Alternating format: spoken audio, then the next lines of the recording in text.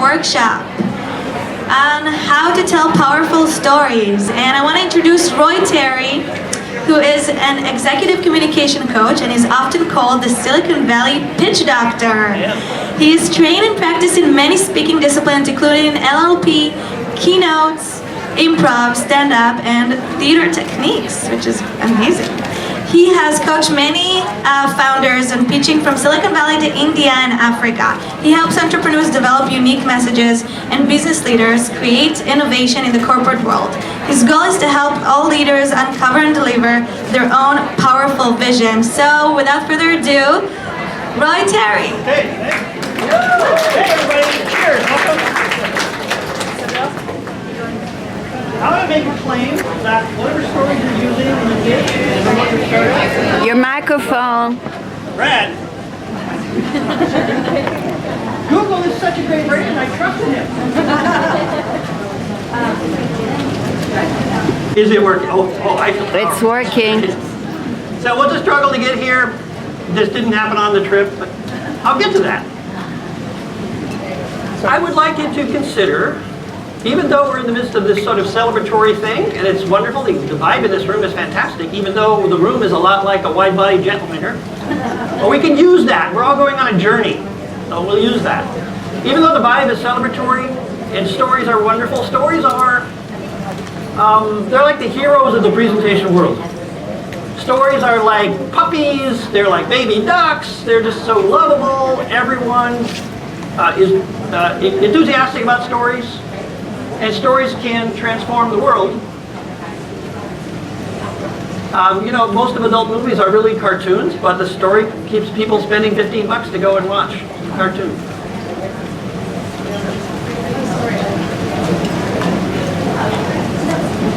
However, I have a clicker. I'm really empowered. Thank you very much. There is trouble in Storyland, and I say that based on my experience as a pitch coach and as an executive coach. And the trouble has to do with the fact that we love stories so much. In fact, on places like Forbes and Inc., you will see these articles about, don't pitch me, don't give me a presentation, just tell me stories. And of course, you like TED Talks? I love TED. So we have some famous TED Talks that are built around stories, especially actually prominent females. So Amy Cuddy, for example, is the #2 TED Talk of all time, and she has an incredible personal story. Who's familiar with her? She's a hero for me, so I'm going to refer to her more than once. So with stories, there is this sense that they're so wonderful, and we can celebrate them, and they're so great, and then maybe our stories aren't getting as much traction as we want. And maybe we don't understand what we're trying to do with different stories. So the goal of this session is to get us to think pretty deeply about what makes a story, how do you enhance it, how do you twist it to your purpose, and I do mean twist, and then to practice live. So I'm going to invite, on the second half, I'm going to invite 4 or 5 entrepreneurs to come on up here. So there are some background things I'd like to mention as well. So this is a female founders summit. What's the male person doing here? I'm not sure. I'm happy to be here. I'm delighted. So thanks, Sherry, and the organizers. Word of mouth. But there's more to that I think we did not leave unsaid. We are living in a pretty appalling time, and some of the events and situations that lead to it being appalling have to do with the treatment of women. Not only in the recent scandals, but in the startup world and the corporate world, and the fact that women basically have a double or triple standard by which they're evaluated, and that comes to the fore when they're doing presentations. So how does she look? Is she too sweet? Is she too serious? It isn't really a fine line. I believe we can expand the line and create more flexibility. That's me as a man, but that's all I got. So, how this links back to storytelling is, stories are a source of power and persuasion, and we certainly need them in the pitching world and in the corporate world, whether we're marketing, whether we're talking to the team, or whatever. And if you know some of the craft, which is what we're going to be covering, you will be able to increase the power of your stories and more impact. So are you okay with this? Is that all right? Yes. It's like I'm waiting for the chart, the drink cart. Yeah. So wine body. Okay. So we know this is wonderful about stories, that they can transform the audience and they can take us on a magical journey. And I don't know actually who this TED speaker is, but I mentioned Amy Cuddy, and let's see, there's Brene Brown with empathy. Jill Below, I think, talks about her experience of actually being a neuroscientist and having a stroke and processing that. Amazing. So these are the 3 women, among others, that came up in the top 10 Google Talks of all time. So there's this incredible power. People love it, and people will feel treated if you tell them a story. But I would like, because I'm saying we need to kind of get behind the craft, I'm curious, what would be your 1-sentence definition of a story? And I worked on this a lot. I'm not sure I got it personally, but one sentence definition? What the heck is this thing we keep calling a story? A journey. Thank you. Oh, I love this. Let's stick with this. Is a great word. It goes right with what I was thinking too. Anyone else? What is your 1-sentence definition of a story? Engaging. Thank you. Engaging. Sharing. Yes, I love this. You guys are on it. Empathetic. Yes. Journey. That's 2 for journey. Sorry, what? A journey of how things came to be. You get the prize for the most poetic. Thank you very much. That's delightful. You guys are very similar to the way I would think too. I believe that we need to have a very generic, very broad definition of a story. And this is what I came up with, as kind of a quasi-technical thing. A story is a communication episode in which the receiver is on a journey or a process of discovery.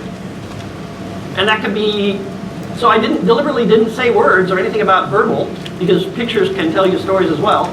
But I do think the key thing is this discovery, the sense of we want to know more.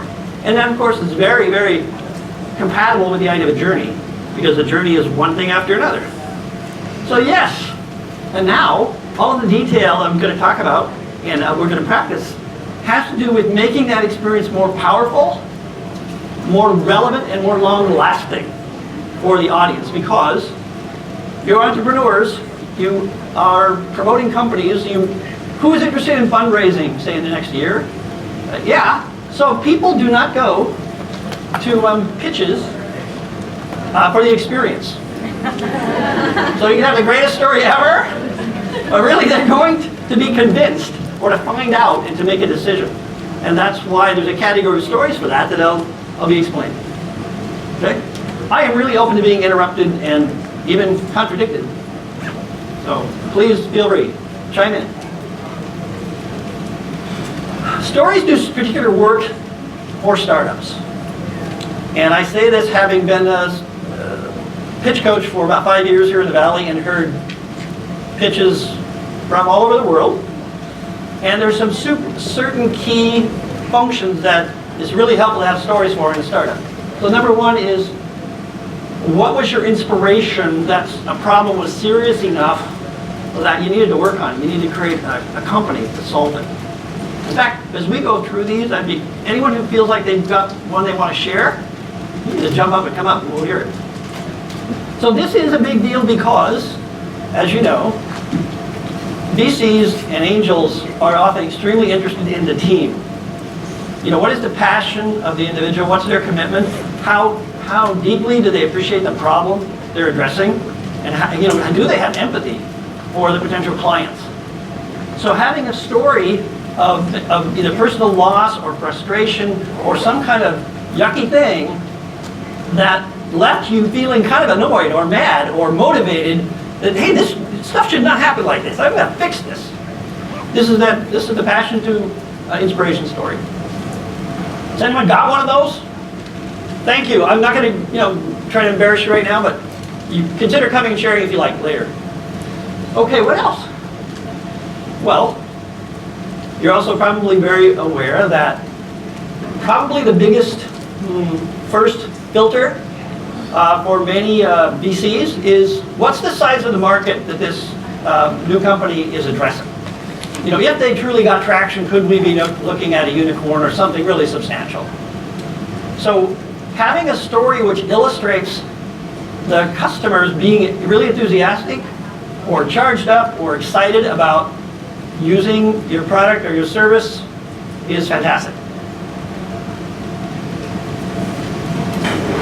This is a kind of an inside pitching idea. The lessons learned story means there will be often cases probably where you'll be having conversations with people who either join the team or they're excuse me, a VC, something like that, and they're kind of quizzing you about, you know, how are you working out your market strategy? Or, you know, how did you come to have this particular timeline? Or what's your go-to-market? And if you have stories about how you learned, so the point of this little story is to show you as savvy, someone who's reflective and who's learning and changing course and always you know, observing how things are going and changing as need be. Great story to have. And this is the story about your solution. The story of how some particular customer or group, maybe ideally you didn't even know they existed, they got some of your product, they used it, and they were like, oh, this is amazing, we're forming a whole group around it. Questions or comments about these guys? These are fundamentals, I think. But then we come to this question. How powerful is yours? And I'd be interested in some feedback, a little candid. Has anyone sort of felt, this story deserves to get more power or get more response and it isn't? Certainly happened to me as a speaker. Yeah. So even though the story is such a simple thing, so I can tell you the story, I can tell you 5 different stories about what's up with this, or how it was to drive here, or you know, anything.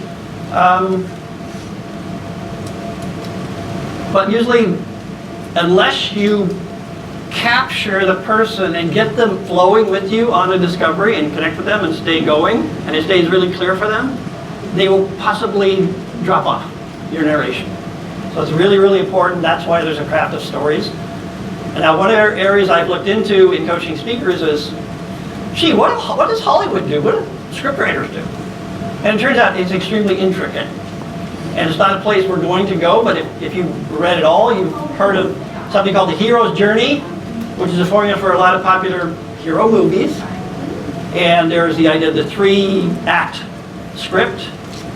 There is, in fact, the book I've started reading now has 23 actions that the hero has to take in any successful Hollywood movie. So it gets extremely intricate. It's a big, involved industry, but the point is that it's important because you're doing something very delicate. You're balancing someone's imagination in your hand. And it's so easy for them to slip out. You've got to keep them, you know, with you. So I can be this guy. I identify totally with this guy.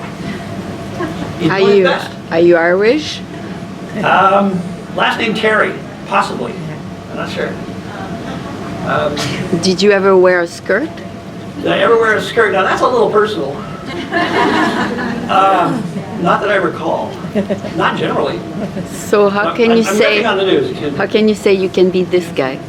Excuse me? How can you say you can be him? I can sympathize. We can empathize. You know, we empathize across species, across planets. It's weird. Emotion is so flexible. Okay. So I don't want to be pushy or in your face, so I'll let Don Valentine do it. I don't know if you can see this in the back. Oh, yeah, you do. So he's a pretty smart guy, and he's been around a lot, and he was, original investor in Apple and Atari and, some huge home run companies. And actually, this is my belief. I 100% agree with this based on coaching people for pitching. Because presentation in general and pitching and storytelling are kind of unnatural acts. Seriously. Because we're used to being conversational. And when you have a group, the conversational style can break down pretty badly.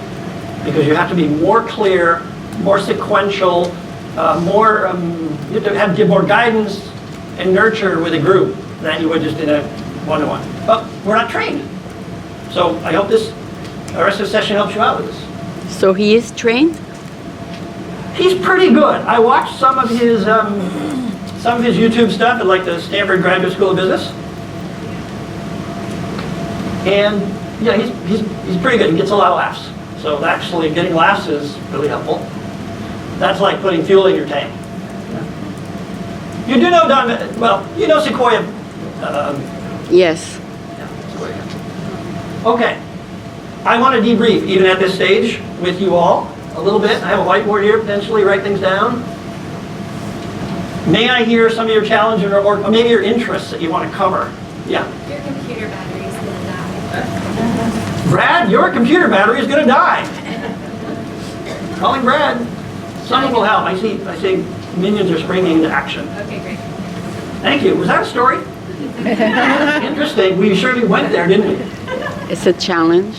Yes. So when you're pitching to investors, what is the story that they really want to hear typically? Right? When you're pitching to investors, what is the story they really want to hear typically? Well, there's like 4 or 5 main ingredients. So I put up a list of kinds of stories. Really, there's a whole bigger story, which is, does this company deserve to exist, and is it addressing a sizable market with an innovation that's going to win? That's the premise. So they want to hear any super exciting, so the ideal story, super exciting, a breakout kind of fact about the company or the team. Their background, the technology, the market timing, etc. So I realize this is maybe not that satisfying. No, actually, it's So you guys, you've heard of a guy named Mark Andreessen. He was with Netscape, so he's another kind of fixture in the VC firmament. What he says about startups, and I think this is useful to understand, because you're going to be pitching, a lot of you. It is a game of outliers. So funding you all, and for whatever your talents and abilities and so on, it's a long odds game. And his advice, Mark Andreessen's advice was, look for amazing strengths.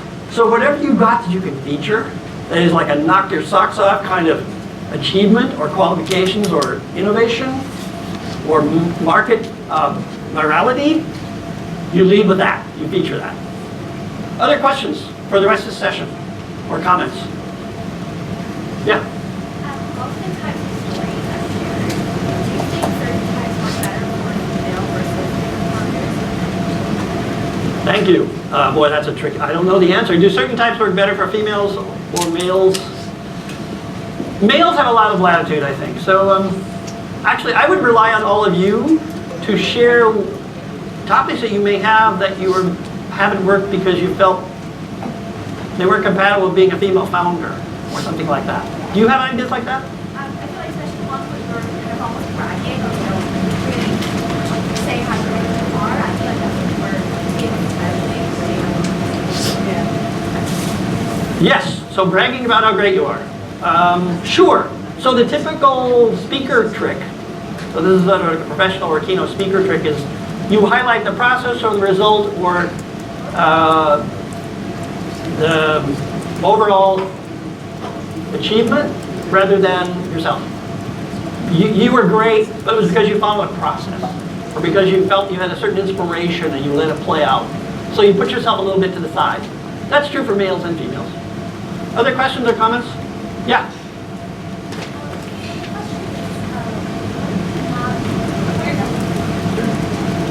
Hi, can you hear me? I can. So my question was that what if you're a company, you're not looking for funding, but you have a services company or consulting company, and you still need to create a story? How do you go about doing that if you're not pitching to Right, so this investors? is sales. Yes, you need to create a story for marketing or sales, Yeah. correct? So, anyone want to chime in on that? Case studies. Case studies are, okay, would that be a story? Case studies could be Yeah. provided as a story.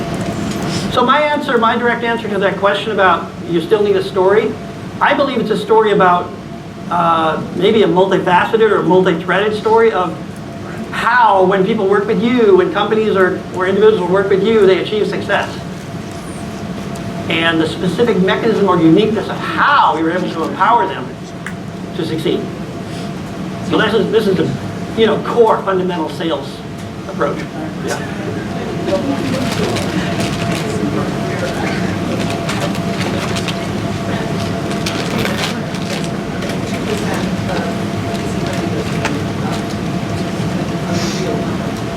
Are there behaviors, are there things in this career that maybe impact women more than how they So yes, now it's the women versus men, and we know that it's roughly 2% of funded startups are headed by a woman.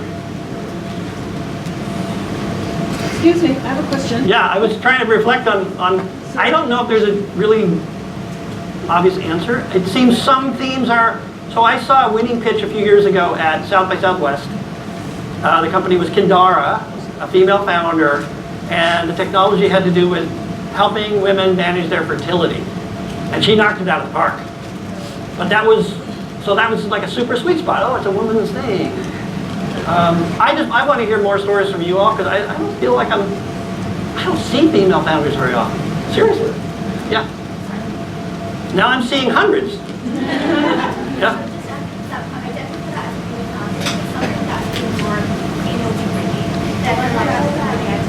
We can't hear anything.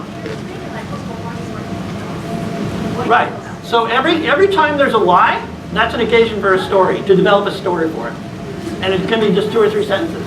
You must be repeating the question. Sorry, yeah.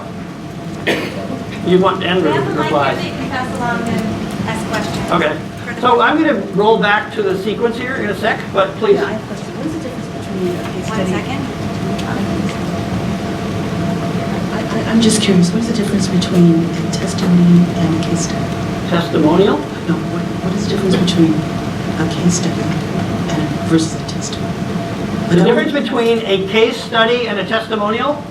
Correct. Okay, does that make sense to you all? So my off the top would be, case studies, in my mind, usually come out of larger situations with established companies that they're creating a sort of a profile of here's a process of getting to use our thing, and here's the results, and here's how we know it's continuing to work. Whereas a testimonial is basically some person just saying, hi, I'm the VP of sales at XYZ, and we started using this online marketing package, and our results, trended over the year up 25%. Am I not hitting your... Well, I just know a lot of products that use testimonials, and I would think that would be very valuable, or research design. A lot of who use testimonials? Products, when they're trying to build their products, they Yeah. use testimonial, very common, especially in weight loss programs, and also a lot of companies also will use research designs like surveys or focus groups. I mean, right now, the investors are really, really picky, and they really require a substantial amount of research to secure investment. You're saying venture requires a lot of research to secure? Yes, investors, yeah. I suppose. Yeah. So I'm going to just put case studies and testimonials in 2 separate buckets. I don't think they're both promoting you. They're both providing evidence that your thing or your offer is great. But to me, case studies they're like white papers. They're kind of paid research that creates a sort of quasi-scientific or quantitative case for how your thing benefits customers. Whereas testimonials are just enthusiastic endorsements. Is that fair? Okay, yeah. So here's a challenge I've had. You're pitching, a microphone. I love a microphone. Oh, good. So I'm pitching and I'm having a one-on-one and I feel the investor's energy change. I've lost him. And I want to keep going. I got a system, I got a formula, I know what I'm going to say. Do I stop and say, do I address it or do I keep going? Did I not do a good job qualifying up front to understand what he's into and what he wants to hear? Or what his company's investing in. That's an issue I've seen a couple times. times. So the question is, when I'm doing a pitch and it's one-on-one. Oh, I double mic. That's weird. I hope you can hear me now. When it's one-on-one, are you standing up and doing an actual pitch with slides? No, one-on-one pitching. Oh. Yeah. Well, if you're just doing conversational style pitching, you totally stop. Yeah, because the most important thing is to have that person with you. Your content is really secondary. And what if you're in front of a room and you see people start picking up their phones and you've lost half the audience? If you're in front of a room and you see people picking up your phones and you've lost half the audience, you are kind of thrown upon your wits. So there are different ways of doing that. You know, you can just, if you are keeping sort of track of, you know, how is the pitch unfolding and maybe you think you muffed some stuff or you hurried yourself or so on, you can go back and try to revisit that. Or you can reiterate what you think is your core premise of your company. Or you can just do the, you know, the ballsy thing. Ooh, pardon me, that was seconds. But the, you know, the sort of bold thing of, hey guys, I'm not sure you're all with me, but I hope you will be because in a few minutes you're going to see blah blah growth. So it's very much a showbiz kind of a thing. Who owns this mic? I don't own it. The audience. Hey, the audience, give it back. Okay, let's move forward, please, but you can still interrupt. The computer died. Brad, that's such high hopes for you. You're so likable. Sorry. Oh, man. Can I ask you a question? Please. So, sorry, no mic, I'll try to speak up. Okay.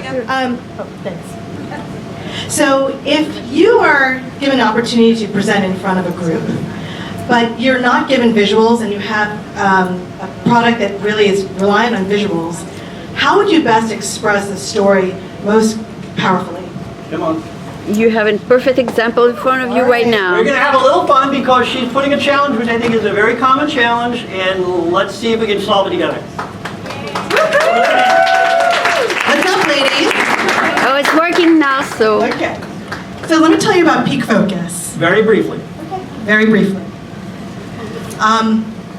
I had a traumatic brain injury about 6 years ago, and my family came to help me. I was in New York City, and they could only stick around for a week, then they had to leave. So I was relying on my friends and community to help. Were you going to do the whole pitch? You were talking about visuals, right? Yeah. Okay, go ahead. Yeah. So I need to set the content. I interrupt men and women equally, sorry. So my neighbor helped me. He's 92 years old to get walking again. He gave me his cane. And then a few months later, he fell while I was getting better, so I helped him out. And I was realizing that community is really important for having better health after a situation and an injury. So what Peak Focus is building is a dashboard for community to help each other in health situations. And I can't show you a picture of it, but What was wrong with that? Do you guys have any trouble visualizing a person falling down? Or an old guy? So explain the challenge that you're feeling more directly if you can. well, did you guys get it when I shared it? What's the name of it? What's the name? The product is called Vitality, and my company is Peak Focus, where through advocacy, research, and technology, we're helping communities stay healthier. That's very good. I got the problem, I didn't get the solution. Okay, so I guess I need to clarify that. So the solution was not very visual. She said dashboard. Oh, So that's one of those jargon words that we want to use very lightly. get volunteers. That's the solution. Get volunteers to help people who need help.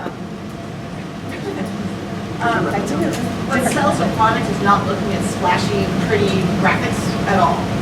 I need a microphone, my voice already. Hi, how you doing? So what tends to sell an idea and sell a product, in my opinion, is not flashy graphics, because I actually don't care about the graphics, because if the underlying problem doesn't need solving or the underlying solution isn't solid, isn't there, and there's no story, I don't care how pretty the graphics are. So for something like what you're talking about, I think just telling the story of, hey, people after life events need help from their community, this is a way for the community to come together and an easy solution for them to do so. I think that tells the story of what you're trying to sell. I don't need to see flashy graphics.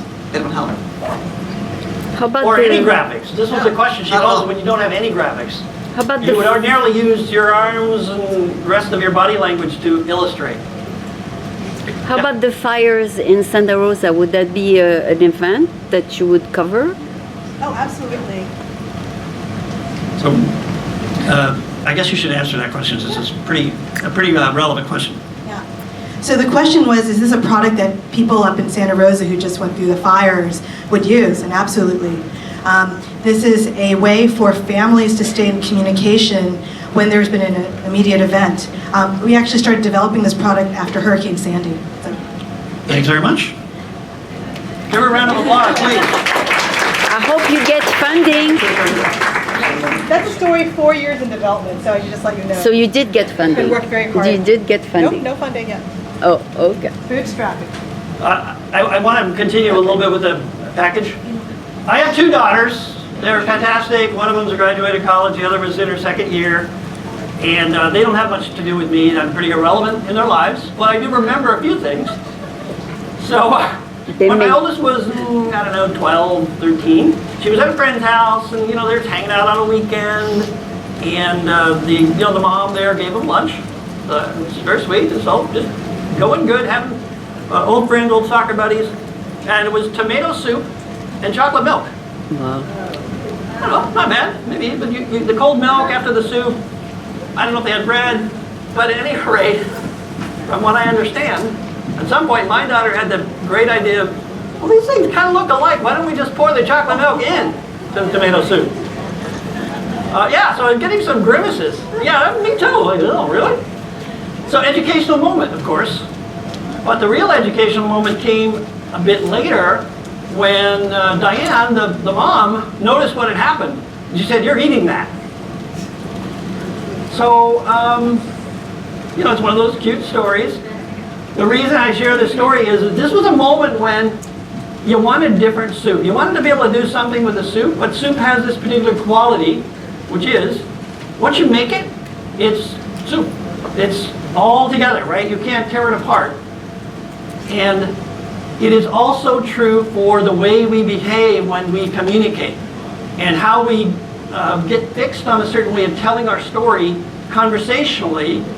And then when we get up to pitch, we may feel stuck. We may have these sort of casual habits, non-structure, that weaken it. So the moral of the whole soup story is, if you really want a powerful pitch and you want to be able to tell powerful stories, make new soup. So, Ronnie, what was your name? Minda. So Minda had some soup, and it was good soup, but there was a little friction here because I wanted to go directly to the Q&A, and she wanted to just play the pitch. Was that true? Is that fair? Sure. Kind of? Sure. So this is what we all do, and this is one of the challenges for getting more powerful. And I know this as a trainer because I've trained groups of entrepreneurs and had like a week before the pitch contest, and we reconstruct it, we rebuild it, and they go, oh, this is so much better. And then I'm there and they do the old one. Oh, God. So sometimes along the way you're going to need to make new soup. That's all. Back to this question of story, because now I'm going to dissect stories into some categories I think are really useful and relevant for startup folks. And I don't know what the best story here is, but apparently this person's delivering and the rest are VCs. I don't know. Birds are people. They're very advanced, So what are you aiming for? Money. We're aiming for money. That's what I hear. Yes, money, good. How do we get there? So I divide the stories into 3 buckets, and my background is with this one, the literary story, which has the formal development of character. It has a really well-defined conflict. It has, a timeline and a resolution, a transformation.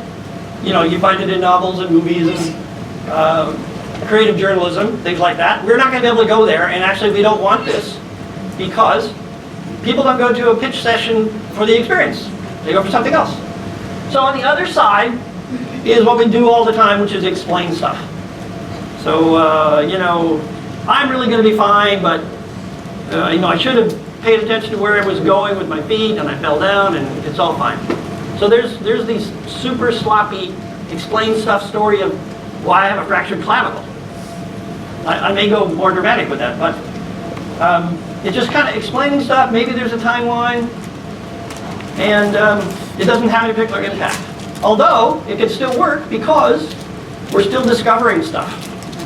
So So as long as we're discovering stuff, we want to get to some kind of answer, we'll keep listening. And then there's this thing in the middle called professional story. So this is the sort of body of what I'm going to share with you today. It's the notion that a story is just an asset. And in order to make that asset get you real traction, it needs to be packaged and delivered in a way that it has the impact it should have. So professional story is what we're going for, and that's what I'm going to be referencing for the rest of the session. So we have a formula.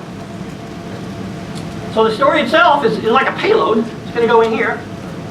And these three things that are around the story are things that are often left out. They will be left out because you're using the old soup and you haven't had the practice or the exposure to more powerful ways. People familiar with the word gravitas? A little bit? Yeah?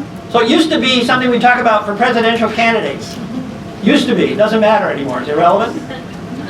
But it's also a word that's used in executive circles referring to someone who has a commanding presence. And I put it here for introducing stories because I think stories, if they're really going to be a powerful story, like an Amy Cuddy story or a Brene Brown story, they need to be marked out as a dramatic event, as not the usual patter, patter, patter of the presentation, but that I want to tell you a story.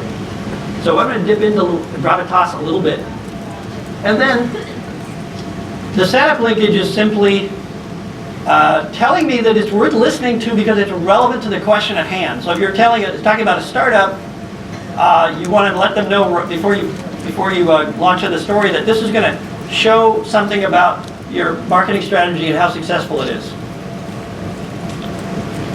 So then you tell the story, which we're going to go to as well, and then you got to tell them what you told them. So in high school, my brother was 5 years older, and he delivered this great wisdom to me. I was struggling on an essay. He said, tell them what you're going to tell them, and then tell them you told them. Who's heard this? It's actually pretty smart. It sounds incredibly pedestrian, but it's pretty smart. Okay.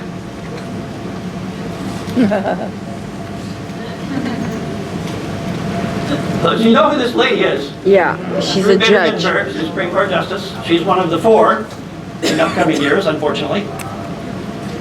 And I have a lot of respect for her, and she is definitely a no-nonsense person. So, here is where we're going to come to a male, potentially, or female polarity.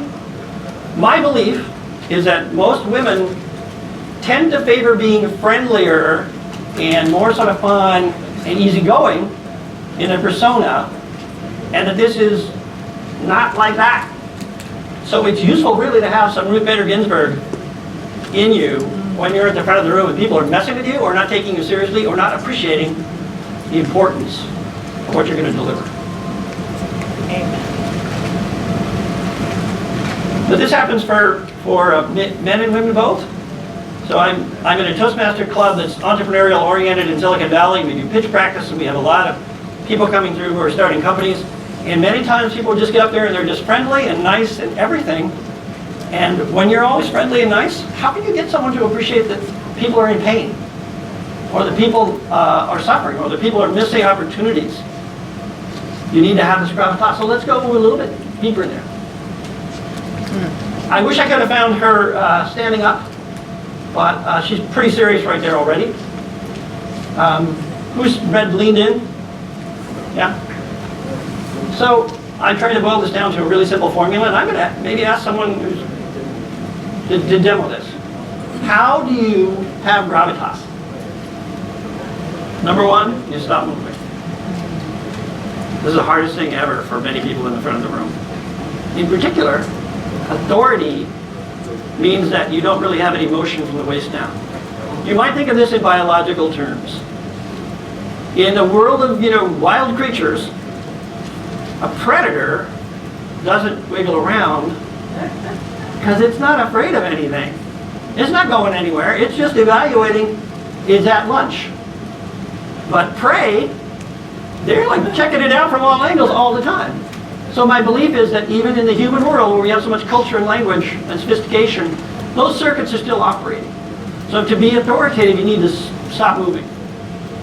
And especially the, kind of, oh, no, I wanna. Now you're gonna be really, really blunt and simple. So we stop. We slow down. We slow. This is my biggest weakness as a presenter, is that I go too fast, I get breathless, people go, Roy, I couldn't follow you. So slow down, which marks the introduction of your story. Naturally, you're going to be serious. And another huge challenge for all of us, be really simple. Be really simple.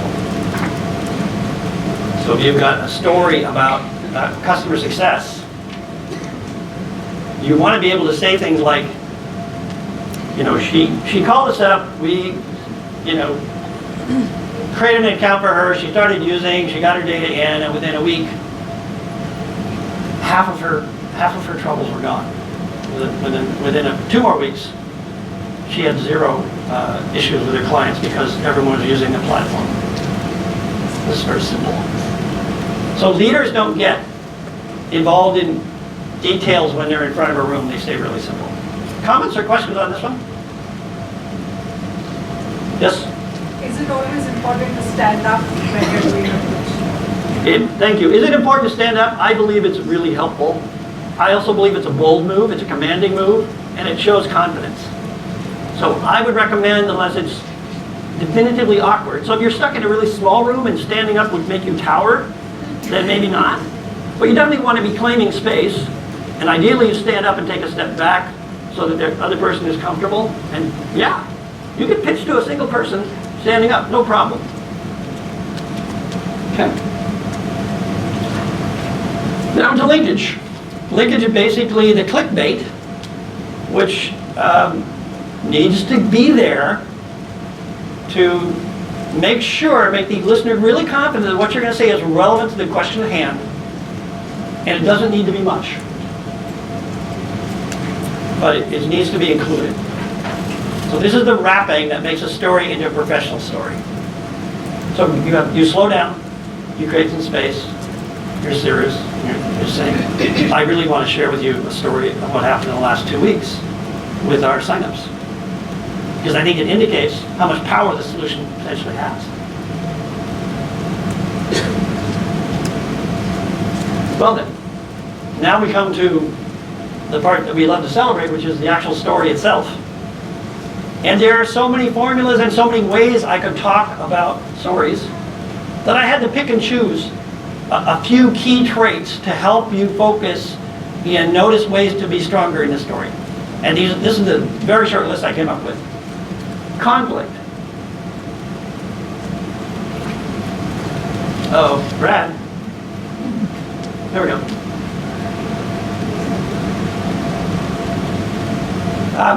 People know who Aaron Sorkin is? Yeah, he's a very celebrated screenwriter, movie scriptwriter as well. And he has online training with this outfit called Masterclass. I don't know their startup story, but they have very famous individuals in the creative arts teaching. And one of the promos has him explaining the process of writing.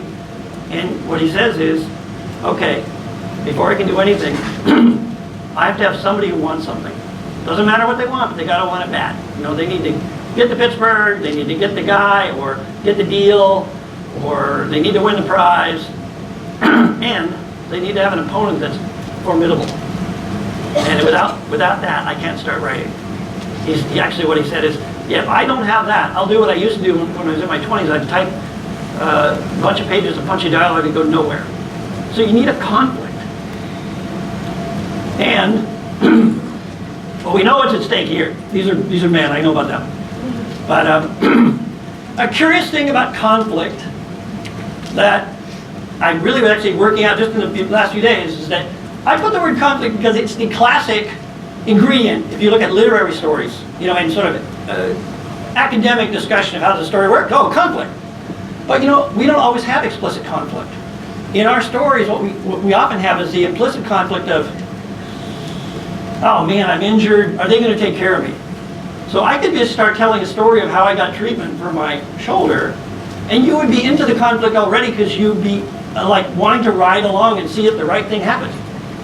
So I wouldn't have to have an enemy, but I still have the conflict. I have this sense of something's at risk, something's at stake. We're dissatisfied. Are we going to see a solution? Are we going to make progress? Right. Yeah. Oh, That was so kind. Thank you. how did she guess you thirsty? Must have been that scratchy sound I'm making.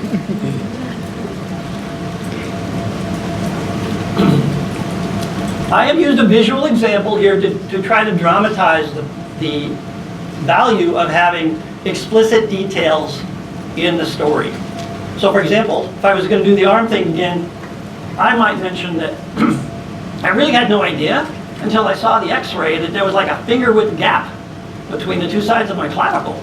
And I got a creepy feeling, you know, thinking, oh, there's jagged bones in there and nothing's holding it.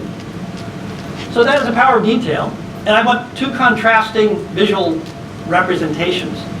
This is from a recipe post blog. So you can see it's all very clean and composed. There's no real fire.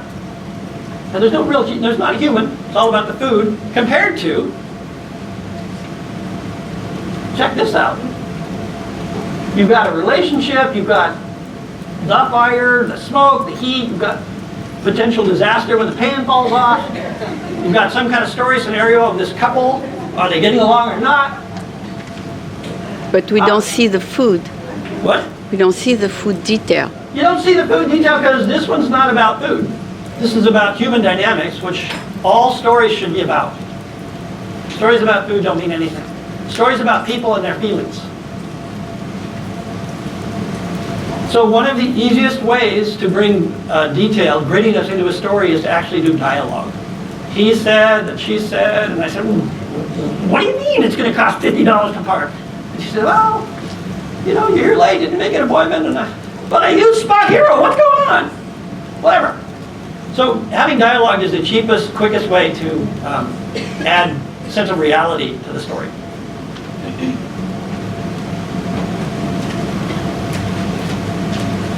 But there is no conflict. They're just cooking something. There's no conflict in the food. Would you agree there's no conflict in the food picture? No, in the couple, they seem at peace. There's Yeah, no the couple, are conflict. they at peace? I don't know. They cook But the point together. of that picture was to show that you can have a lot of elements in a visual scene that make it more interesting and expose more possibilities. So unrealized possibilities are what suspense is about. Yes? So in the last photo, I wasn't totally buying it, and I think because, as you said at the beginning, you need to keep it simple. When trying to figure out how you're illustrating something, it's showing multiple things to distract the viewer from the thing you're trying to convey. Right. So it appears that I'm advocating using a picture like this, but what actually I'm advocating is painting a story that is rich. But if I were to take this picture, They're happy. I don't think he's that happy. He looks uncomfortable. They're trying to collaborate over the top of a very hot fire that's very smoky. And I think things might explode at any minute. Seriously. No. Okay. So is it because cooking together? Is that the magic thing?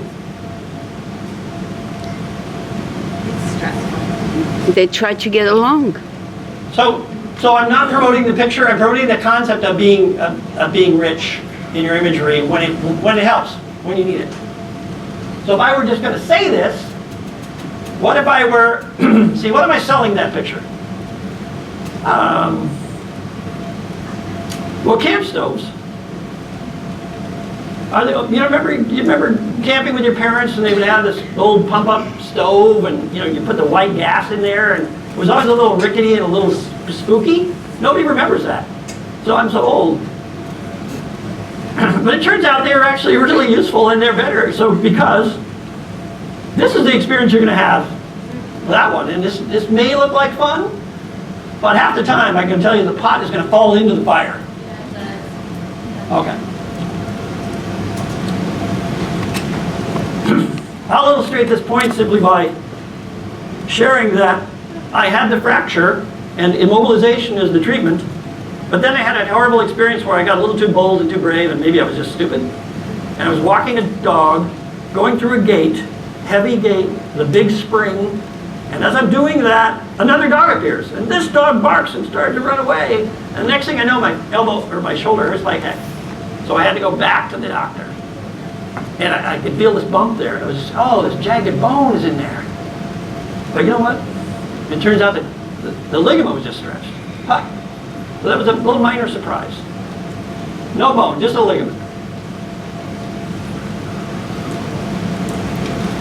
And then we're going to close by telling them what you told them, but not really what you told them, the meaning of what you told them is the key thing. Okay. It's time to play. Go back. You want to see all that? Okay. Yeah, we didn't see it. Sorry. I've been looking at this for weeks. What's wrong with you? You know it, but we don't.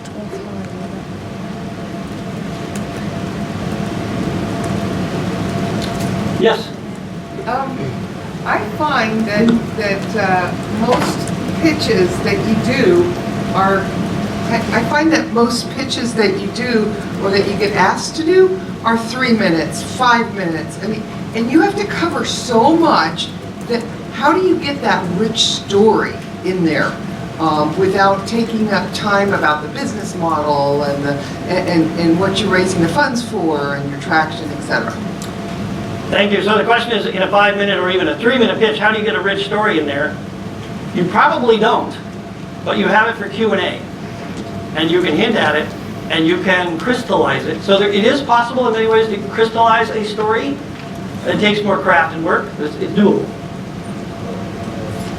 I know it's not a very satisfying answer. Yeah? If you don't mind if I add on to that, I always look at that 3-minute pitch as getting them hooked. So they want to ask the question, well, what is your business model? What is your funding for? So those 3 minutes should opportunity to tell the story and make each one enough to go, I'll give you 2 more minutes, I'll give you 3 more minutes, I want to ask 4 more Yeah. minutes. So we want a story that has some wow factor that gets them hooked. Okay. Other comments at this point? We're almost to the, yeah. Very often the consumer stories are like this, where it's very easy to express it. But in enterprise kind of solutions, you don't have those, stories that everybody will relate to. So how do you use these techniques when you have a product that's more focused on a company or an enterprises? How do you use these techniques when you have an enterprise offering that's more focused on companies? Yeah. My claim is that you can use them in a very similar way because every problem of an enterprise ends up being dumped on somebody's desk. And that person really cares about the result. So that would be my advice, is to start with that person's story, so to speak, and how it changes what they do and what they have time for and how great their job is or how lousy it is. I'm the mic runner too. What do you mean by crystallize a story? Sure. What do you mean by crystallize a story? Oh, she's fallen into my trap. Okay, I get to quote Hemingway. A one-line story. For sale. Baby shoes, white, never worn.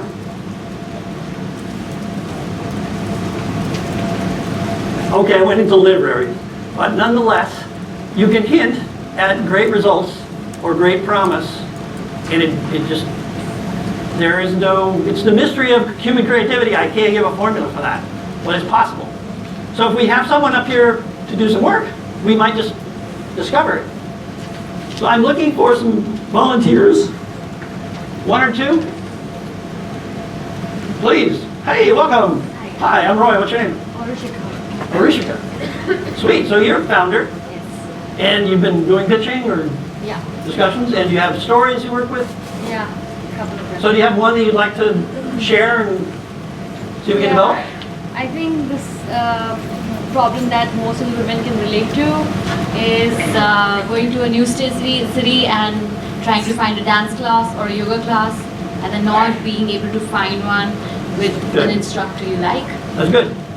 Could you do that and be less friendly, take a side step, and look really serious? Have you ever been to a city where I like it. Does that feel different? Not to me. How serious is the problem? Not sure.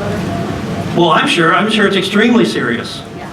And I'm sure that it's serious because it affects our overall mental health, well-being, and physical health altogether, and gives us community. So being in a new city and having a rich part of our lifestyle ripped away from us sucks a lot. So that is my demo of crystallization and gravitas. Use Google, google.com. Every class has a wisecracker. There's a woman who's very insistent in the back. Let's go see what she has to say. Don't move.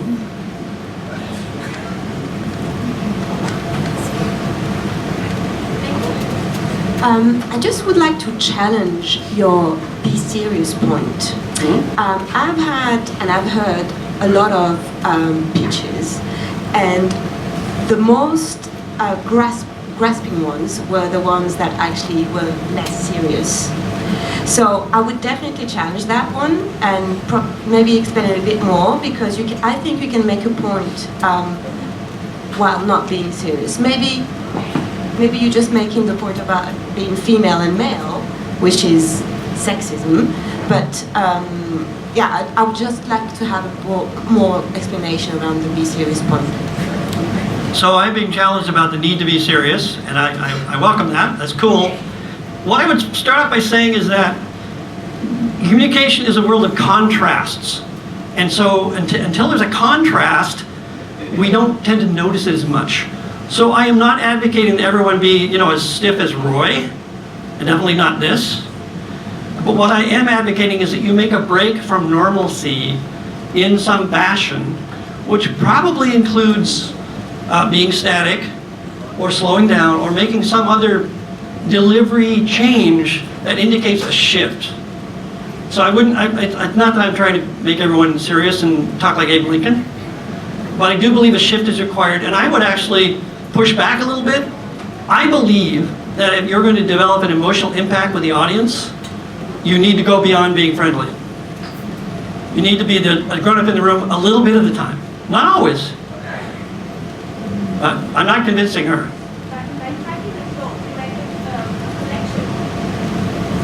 Yes. So it could be, so if you're doing a very dry presentation and then you're going to go to a story and the story is humorous, yeah, the contrast might swing the other way. But you need to make a contrast. So people, we want to help her practice here. Is that okay with you guys? Okay. I won't interrupt you this time. So you've got a story you're going to deliver, and we'll talk about it. With a serious tone, or can it be As you like. Okay. As you like. So now you guys know my problem, and how many people can relate to it? Beautiful. Not so many.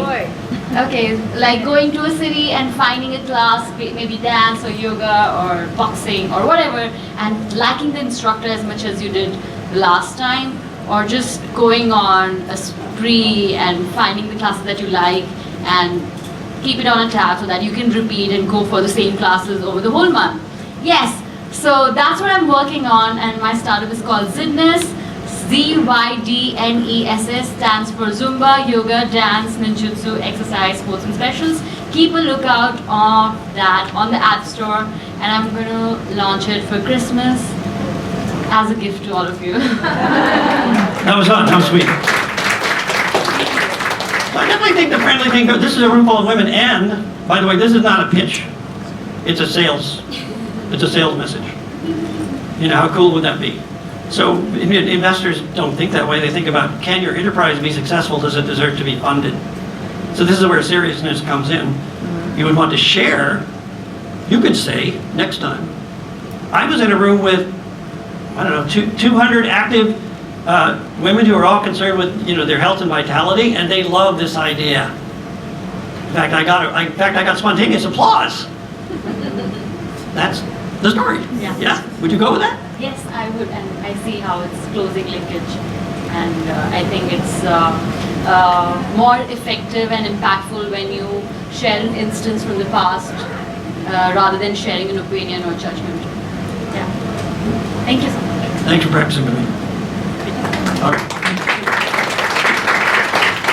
I can't do the yoga, it's just humiliating. I tried. Who's next? Please, we've just got a minute or two. Yeah? I'm sorry, she's on her way. There you go. Hi, my name is Celine. I'm the founder of a card called Rally, and it's the first women's credit card.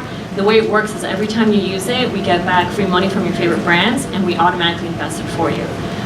This idea came up a couple years ago. I had a great job. I was getting a great paycheck, but I wasn't really saving money or investing it the way that I felt like I should. So I started kind of using other apps that exist like Robinhood, Acorns, but it really didn't, it wasn't really working for me.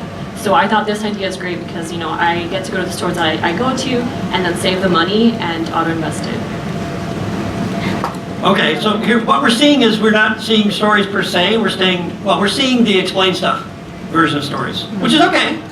So I would like you to share, what was your name? Celine. Share for Celine your reactions about how she can improve that and make it more impactful. I think you have a great product, so you should believe in it. Not when you say, I think it's kind of cool, it is cool.